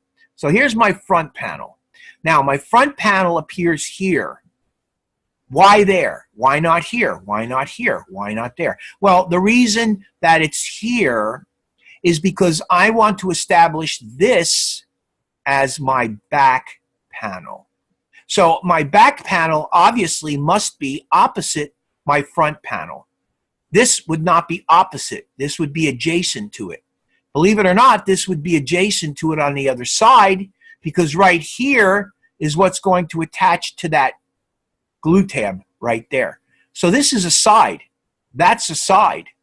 This is a front. Why is this not a front? Well, the reason that I chose for this not to be a front is because if you look at the top here, you have your top panel attached to this panel. And this would mean that this would open up and it would be showing like this, with this panel opening up like this. If the box was folded, there would be no box top on this panel. Okay? It would be on the other side. It would be on the back side, which is this side right here. So this, in my estimation, is the front of the box. That's my rationale for this, and I think it's very solid. So that's why I use this for my front panel. What do I have on my front panel? I have my logo, and I have it quite large, and I have it up at the top, Chateau Vineyards. Very large and very much at the top.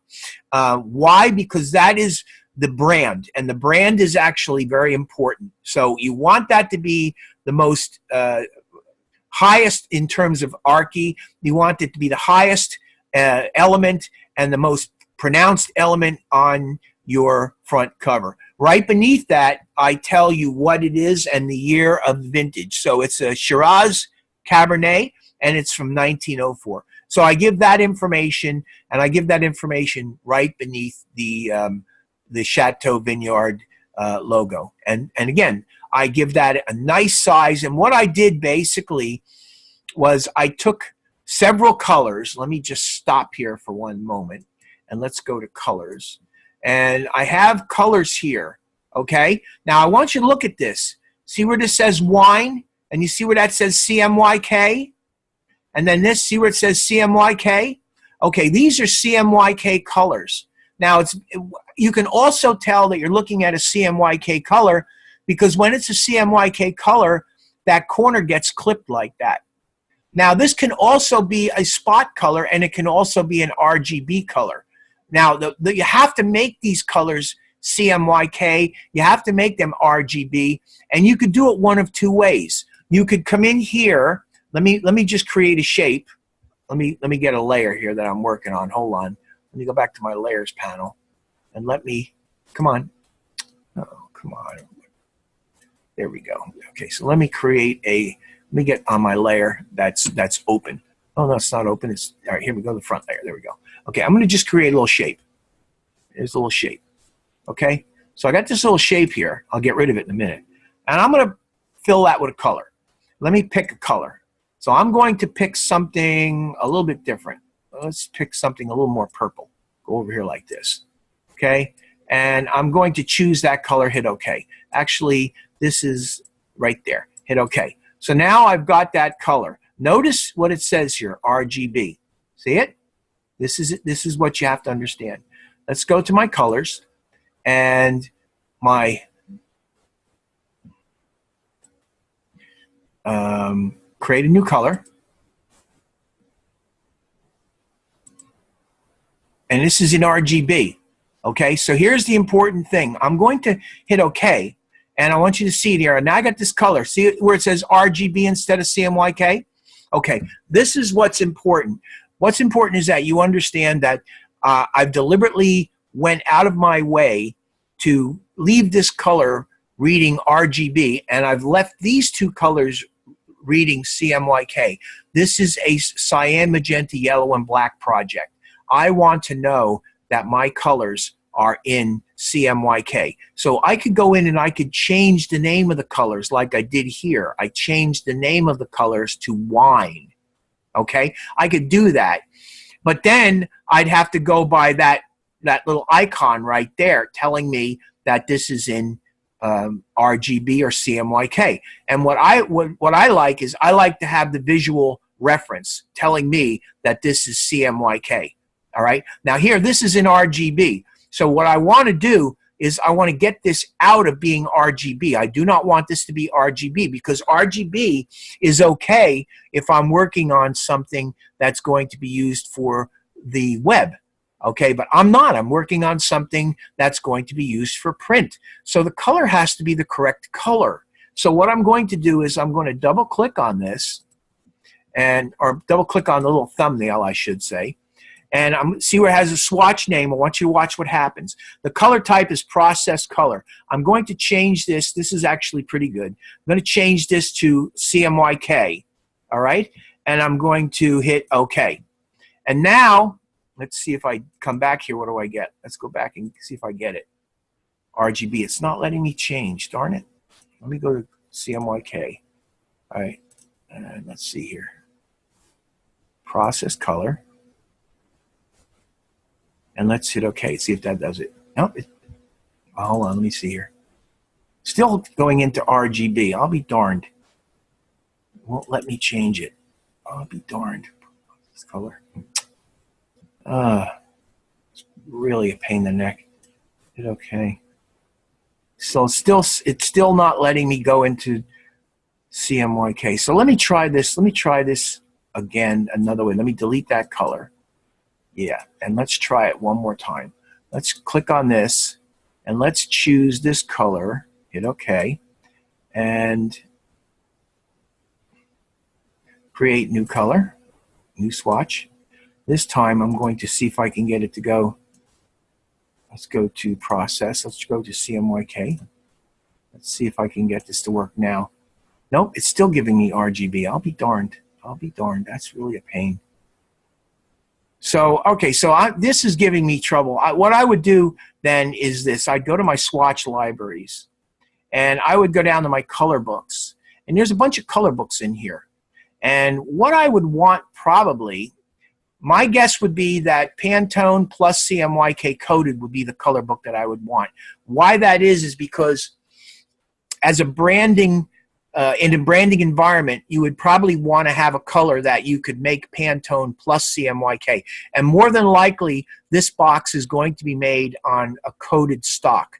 Now, there's uncoated stock, there's bridge coated, there's all these different metallic coated, there's all these, different, there's Pantone solids.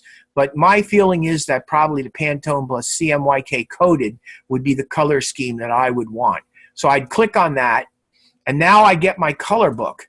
And what I would be able to do here is open this up, and I'd be able to scroll around until I found myself a purple that's similar to the purple I'm going for. Let's see what I come up with here. I got to go the other way. It's going to be somewhere in this neighborhood here. Probably, let's see, probably something like, there's nothing really like that. I guess I'm going to have to pick something a little bit.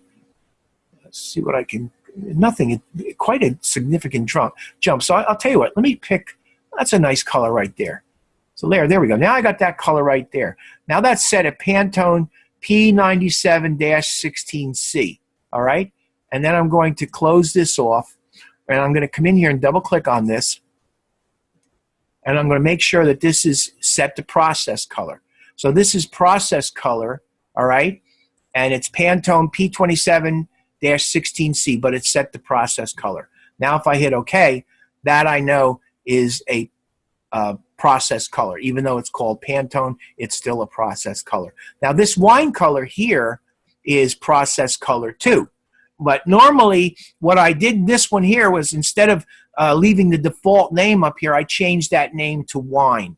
And you can do that, but again, I don't always do that. So I'm going to hit cancel on that one. But now I've added this color in here. This is that color that I've chosen, all right? So now I have created a new color, and this color here is a Pantone color. So I should say a process color. So what I'm looking for in all cases here are process color. Now this one here is a process color.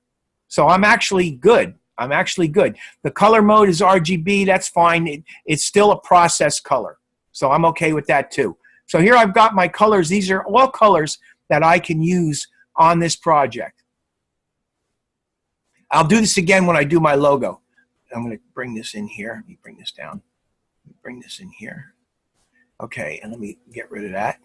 And let me bring my layers out. So my front cover basically has my logo. My logo is my top level element. That's the highest element. That's the element closest to the top for the branding. Then right beneath that is the Shiraz Cabernet 2004. I then created a graphic, a nice graphic of a wine goblet. And this could be a representational image. I could tell my customer, I just created this image as a placeholder. And what we would ultimately do in reality is we would take a beautiful photograph of a glass of wine, and we would silhouette that beautiful photograph of a glass of wine in there and have it, you know, fade out into that little logo, that little banner. It's not logo really, but that little graphic. It could sort of fade out into there. Or if the client liked that a lot, the client could ultimately leave that just the way it is. Now, there's one other thing I'd like to show you here, just for the heck of it, because it's kind of fun. What I'm going to do is I'm going to zoom in on this. All right, let me zoom in on this. And let me show you a little bit of something. So first of all, I'm looking at this, and I'm saying to myself, pretty good, but maybe the colors aren't all that great. So let me come in here and let me get my group selection tool, because I got those elements grouped. Those elements are grouped.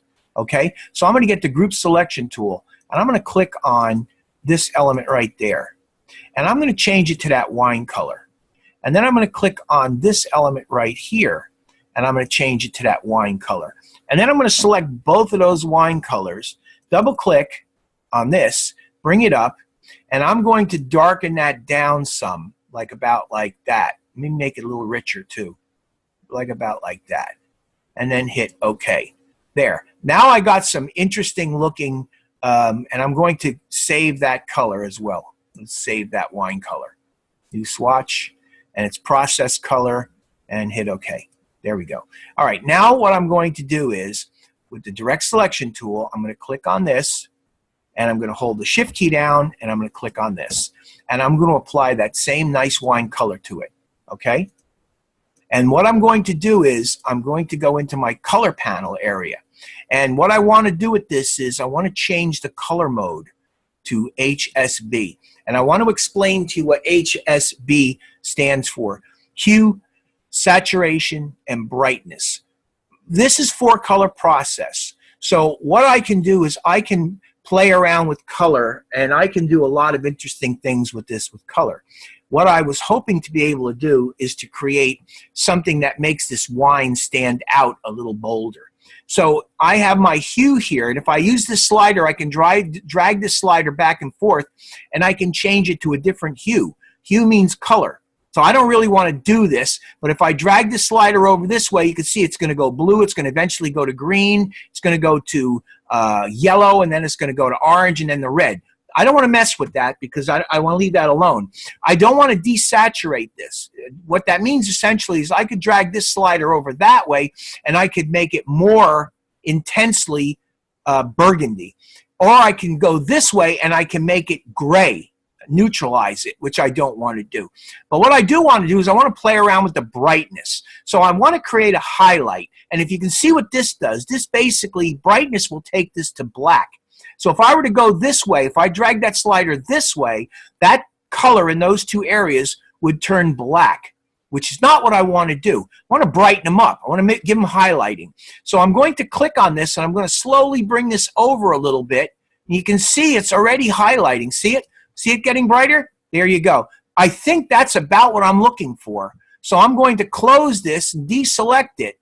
And now you see if I go to the View menu and fit this in Window, you can see now that that wine stands out much better and it's much richer in color. So again, these are some of the techniques that you should understand how to work with when you design and working here. Color is very important.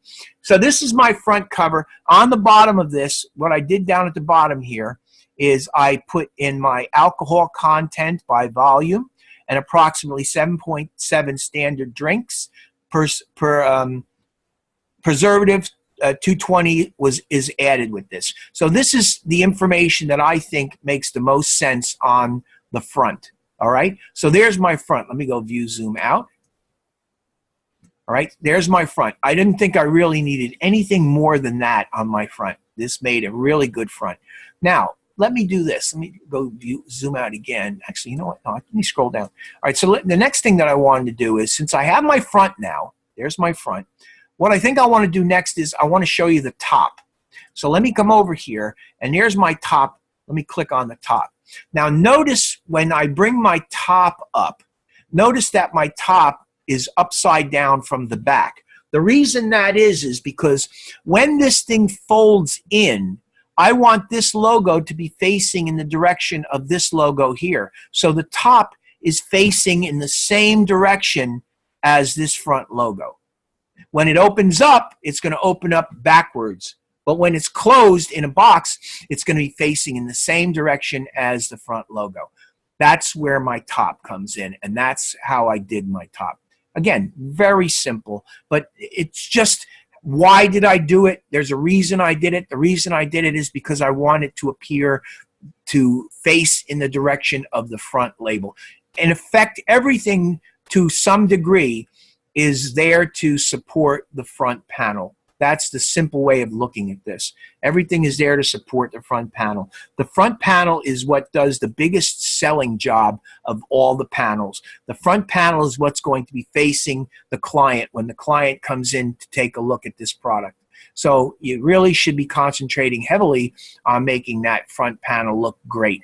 So that's my say on that. Let's go to the back panel. So what did I do on the back panel? Instead of repeating the entire logo, what I decided to do was I decided to just pick up the text from the Chateau Vineyard. And I decided on the back to put the Chateau Vineyard type up there. Then there is some copy that we got, and maybe I should show you that copy just as a way of a reminder. Let me get this thing out of here. Let me go to DES-244. Let's go to... where was it? Yes, it's in here. Chateau Vineyard required box. I think that's it. Give me a second. See if that's it. We'll open it up.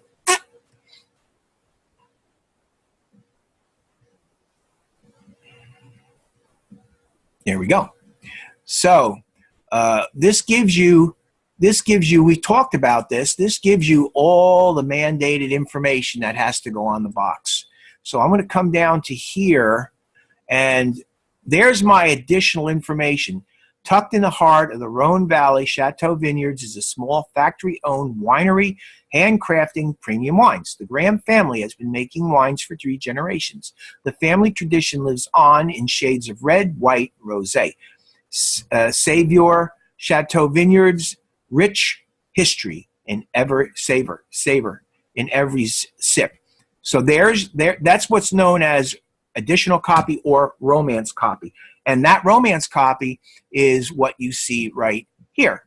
So Chateau Vineyards, and then right beneath that, let me just zoom in on this so we can get a better look at it.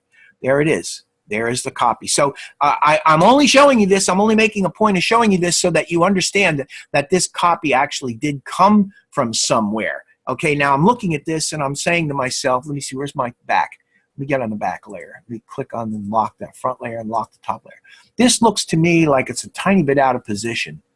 So what I'm going to do is click on this thing, and I'm just going to move it over slightly because it needs to come over a tiny bit. That's probably a little bit better right there. Looks like it was over a little bit. That's much better. So Chateau Vineyards, and tucked in the heart of the Rhone Valley, Chateau Vineyards. Then what I did was moving down, I found myself a picture which is essentially nothing more than a generic grape picture. And I believe in week 2, I gave you a couple of links where you could go to websites where you could get free images that you could use in your productions. And I happen to know for a fact that this particular image is one of the images that came from that, that collection of images. And I simply put it in a rectangle. Now, if you wanted to, you could very easily do something a little more creative. Like, for instance, I could come in here and I could create a nice little ellipse. Let's create an ellipse.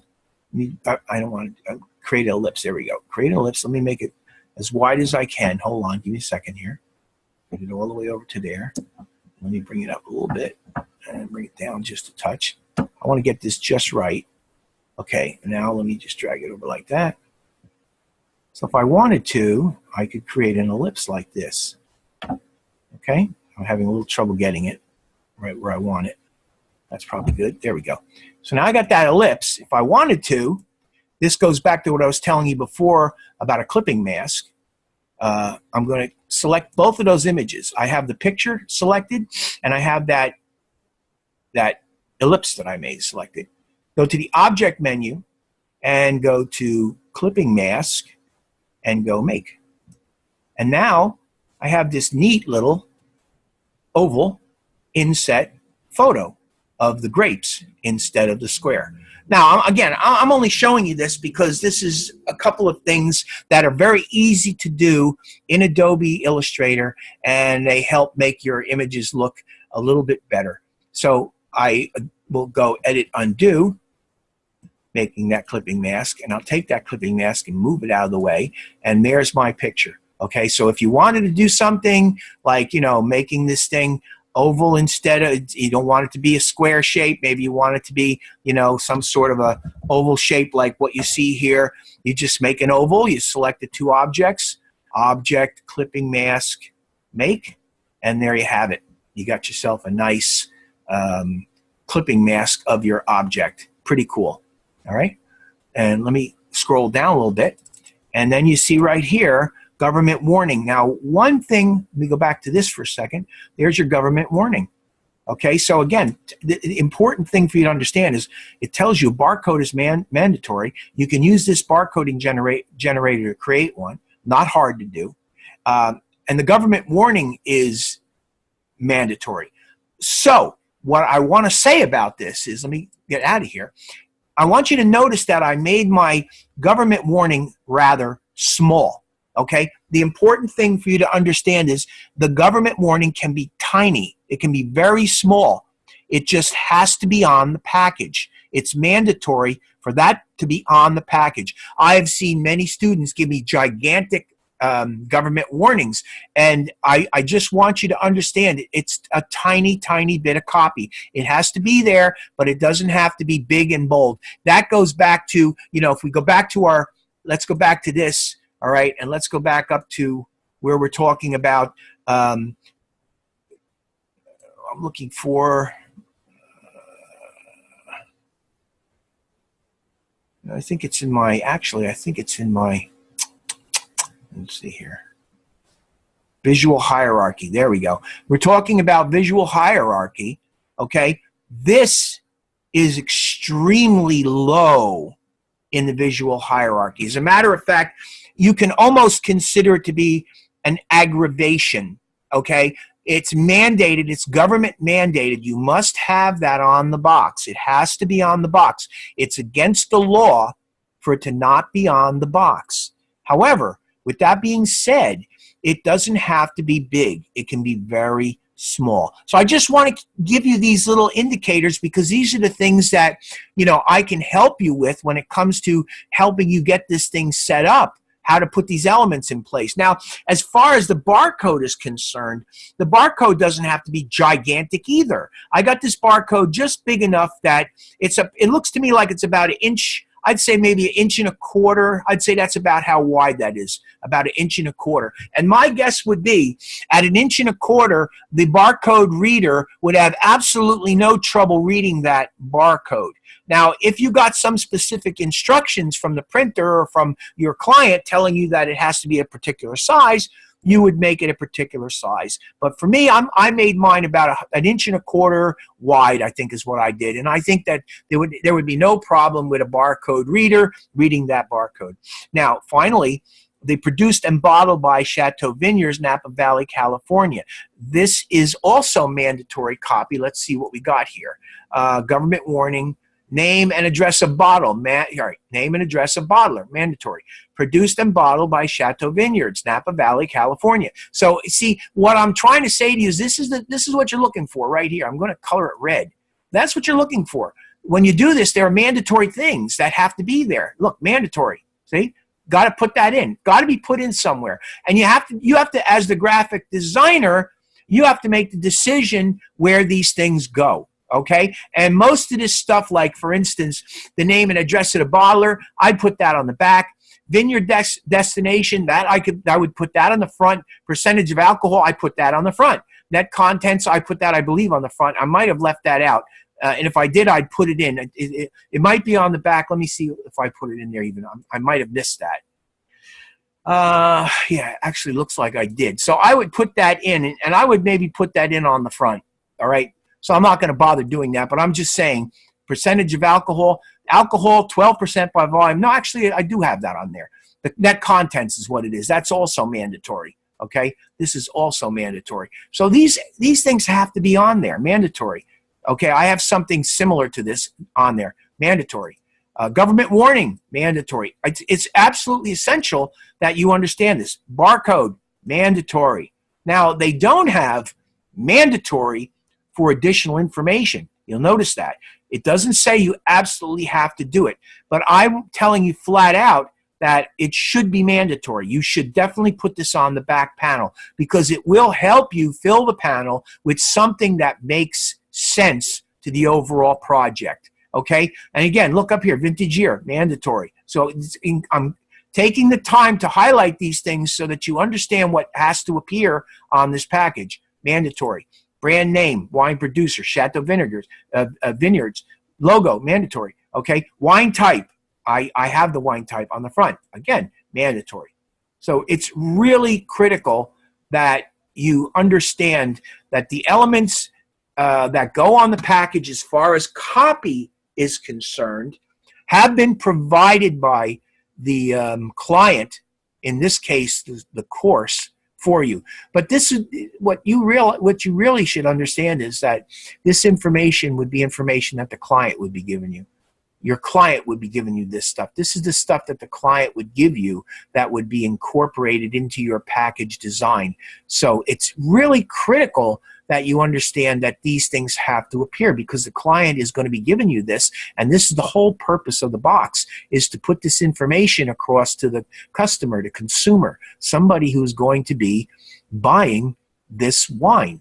So really, really critical that you understand this, all right? So with that being said, we now have our, let's go to this. We now have our front, we have our back. Let's go to the view menu and let's fit this artboard and window. So here we have our front panel, right? And I explained why the front panel should be here. We have our top. And what I chose to do on the top, you could do the same thing. You could place this logo up on the top. The top, it should be facing that direction. It shouldn't be facing the back. It should be facing the front. That's how the front is faced, in this direction, not down. That's the back. There's your back. There's your front. What that leaves us with, the sides. Now, what I did on the sides was I just created some decorative paneling art. And it essentially is just a repeated shape. And once again, where did that shape come from? I went online and I did a search for free grape vector art. Free grape vector art. And a whole bunch of stuff came up. One of the things was this free vector art of this graphic that I have right here. Now, I'm not going to go to the trouble of showing you how I created this piece of art because I did this last week.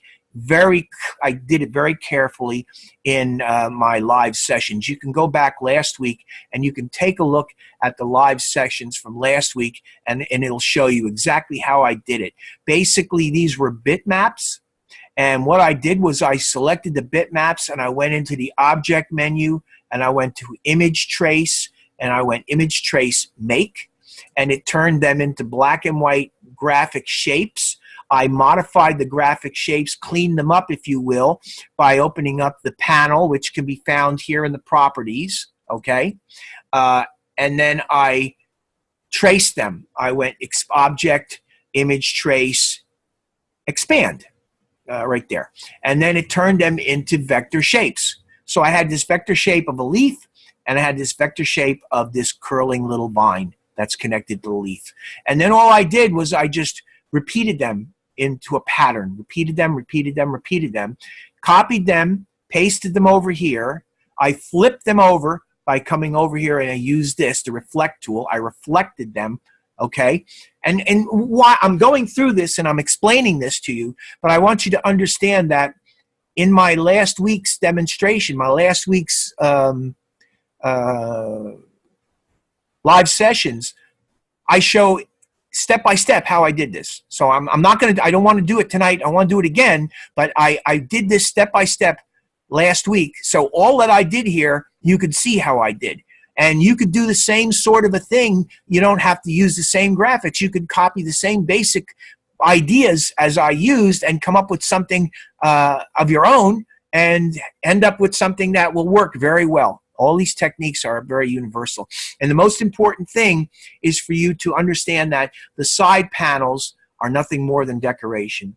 The heavy lifting, the front panel and the back panel. The top panel, that's decoration as well. Nothing really happens on the top except you got a nice representation of the logo up there. The front panel, you get the logo, you get the type of wine, the year, which is a very important thing when it comes to wine, and then you have your content information down here, and then you have some kind of picture, which I created a graphic picture, and this you don't even have to create. Again, you can go online and you can go into those free photo sites and you can find yourself a photo and put a photo there. As far as I'm concerned, that would work too. I decided that I wanted to go graphic with this, but this could be a symbolic representation of an actual photograph, of a silhouette photograph of a wine glass. That could be what would be done in the end. Or if the client likes this graphic effect, you can just use that graphic image just like that. Either way, it all depends on the client and what the client feels after they see it. Then, of course, in the back, what I did was I didn't want to repeat the logo again. I just simply picked up the text that said Chateau Vineyards, and I put my romance copy in, and I made the romance copy big enough that I opened up some space. The size that I used for that, I used the size of, let's go to my type. Where are we at here? Character. So I used Myriad Pro Semi-Bold. This is actually 10.8 points over 19. So as you can see, I've opened that up quite a bit. I opened up, there's a good bit of spacing in there, but if you look at this, you zoom in on this, you look at it larger, okay, you can see that visually it don't look too bad on that dark background. Having it slightly open like that makes it a little more readable, and that's what I was going for. Something that was readable. Now, I also went with something slightly bolder, all right? Actually, this is semi-bold, and I went with a Myriad Pro, which is a sans serif, because I thought with the background being dark, instead of putting a serif. Now you see how I used the serif font for the vineyards, the Chateau Vineyards, because that's the font that they gave me with this. So I didn't want to mess with that. I didn't want to change it. So I used it. But it's big and bold and it can read real well.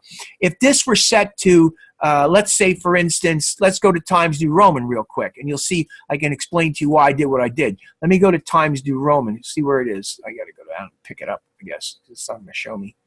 Times, here we go, right here. Times, I missed it. Times New Roman, there it is. Okay, so if I have to select the whole thing. There we go, let's try it again. Times New Roman.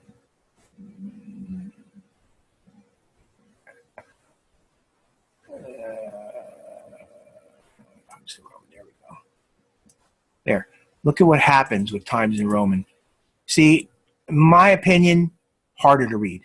That's why I didn't use Times New Roman. I just want you to understand that when I did this, I actually did use Times New Roman. And after I looked at it, I thought, not as easy to read, go edit, undo, as that. That, to me, easier to read. So as a designer, it's your responsibility to make choices about things that's going to impact the overall appearance of your package. In this particular case, I felt that the sans serif font for that copy right there was a much better choice. That's why I chose it. Now we scroll down to the bottom. I have actually, what is that? I think that's that's a Myriad Pro semi-bold italic. So I actually stayed with the Myriad Pro, but in this case I went with semi-bold. I went with italic. The other thing I notice about this is it probably could be, yeah, see, I don't have that. I should set that to 0.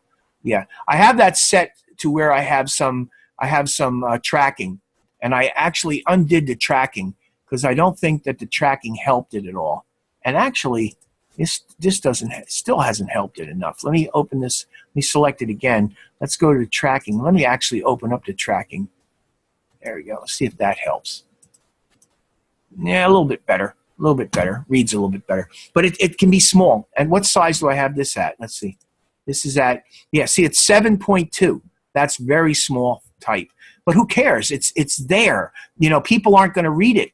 But it has to be there. I'm not saying, I shouldn't say nobody will ever read it. Somebody might read it. But very often, people don't read this. It just needs to be there legally. Okay? And then, of course, down at the bottom, produced and bottled by Chateau Vineyards. Go to the view menu, fit artboard and window, and there's my package. So my package is done, and your package should end up looking something like this. Next week, we'll talk about the 3D. I actually did a demonstration of the 3D bottle and the 3D packaging. I'll probably do that either tomorrow, or I'll do it tomorrow and I'll do it again next week. I do these things over, and I mention this stuff over and over because I have the sense that you'll probably need this. I think you're going to need this little bit of help in order to get this done. Just getting that sense. So that's why I'm doing a little bit of this as over review, so that you see me talk about it, you see me do it again, and hopefully it'll help you. There's my package. I'm just going to go File, Save this thing. Okay, and I got like about 6 minutes left, so we really don't have much time left. So what I'm going to show you is, here's my logo. What we're going to work on tomorrow is I'm going to work on recreating my logo. And the reason I'm going to recreate this is I want to show you a little bit about coloring. Now here's the thing. When I created this logo, when I go back, let me go back to this package. When I go to my colors, notice that my colors only have the colors in here that I built, okay? Now, if I go into this recolor logo and I go to my color panel, notice how I got all these colors in here. So all these colors, these are all default colors, okay? And I don't want any of these colors. I don't really want any of them. I want to create my own color. So what I generally do is I usually come into here and I go to select all unused. And then I come over here and I hit the garbage can and I delete all of it. So now you see all of that's gone. Now this grays, I don't think I want the grays either, so I'm going to delete that.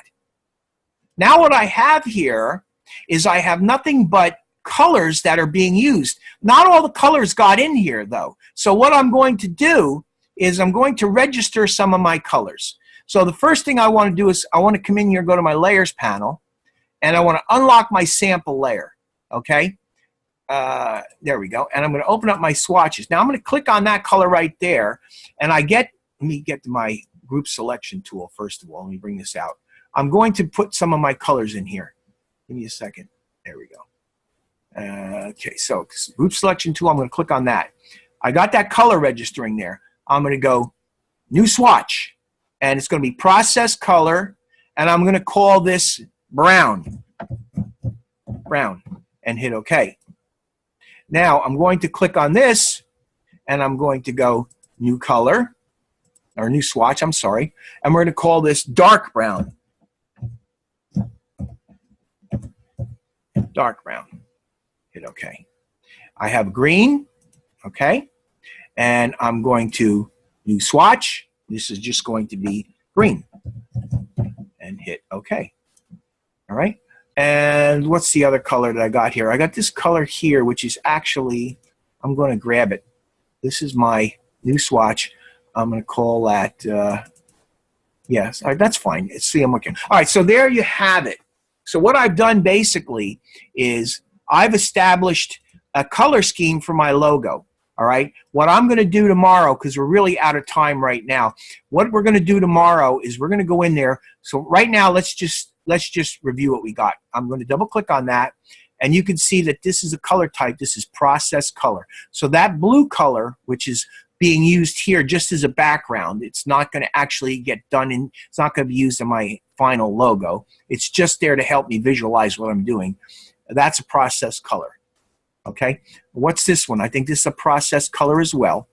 Process color. Okay, this one here, the brown, process color. Okay, this dark brown, process color. Okay, and then green, process color. Okay, and then this one here is that, I'm going to call this light blue. Whoop.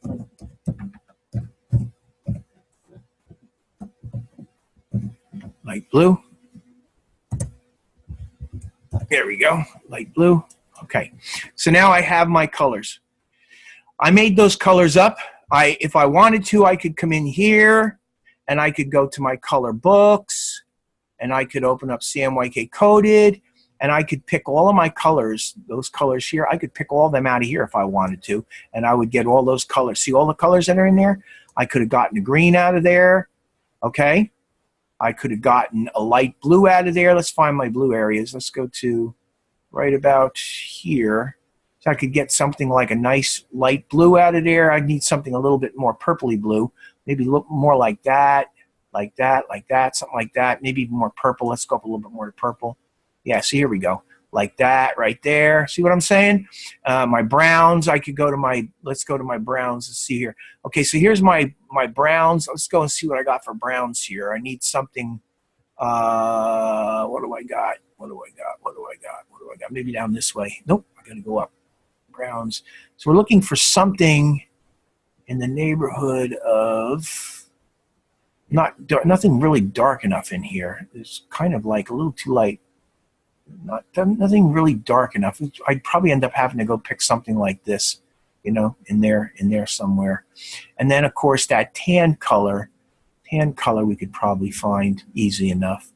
That would be probably more beige. Let's see, more like you having trouble with that one too. Well, anyway, something maybe like that. You know, well, anyway, and to put a color in there, let me just show you how to put a color in there. So let's say I want to use that color right there. All I do is double click it, and now it adds that color into my library. Now, the reason I went with this is because, again, let me go back, and this will be the last thing I'll do for tonight, and then I'll call it a night, and we'll pick up here tomorrow. Go to color books.